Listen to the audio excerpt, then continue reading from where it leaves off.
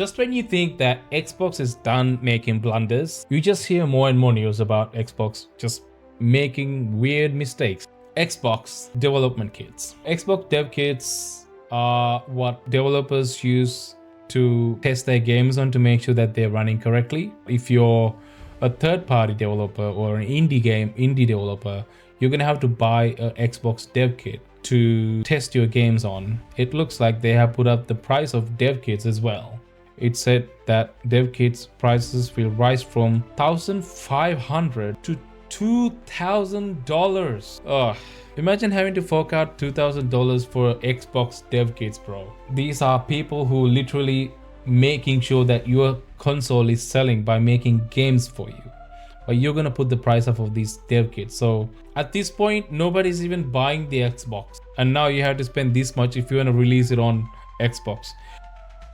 I don't know what Xbox is doing. It's like they don't want people to actually use Xbox, even developers to release games on their console. It's like they're deliberately making decisions to make sure that everybody ends up ditching Xbox very clearly. That's what it seems like, which is a very weird thing to say out loud even. Like, it doesn't make sense to me. The adjustment reflects macroeconomic developments.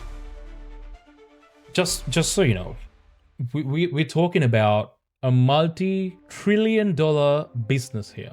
Microsoft. As of right now, they're worth 3.87 trillion US dollars. That's all I'm gonna say. It looks like Xbox is hell-bent on making sure that the consumers and developers are alike ditching Xbox for good. Everybody just buy a PC and play all the Xbox games on PC. I'm really trying to understand from a business perspective, but I'm at a loss here what their long-term or even short-term goal here is, because all of these decisions are very anti-consumer. Price hikes to Game Pass, console, now price hikes to the dev kit. It doesn't make any sense whatsoever as to what they're trying to do. Like, do they want people to just buy a PC and then use Windows? Again, that doesn't make sense. If you're buying a PC, you're just going to use Steam. You're not going to buy a Game Pass and then just buy a PC and just have a Game Pass. If you want to get a Game Pass, that's fine. You will get a Game Pass, but then you will mostly use Steam because that's where most of your friends might be. It will have better sales and discounts, so you'll be buying a lot of games there. And it works better. Like, you know, the Steam client is pretty stable, so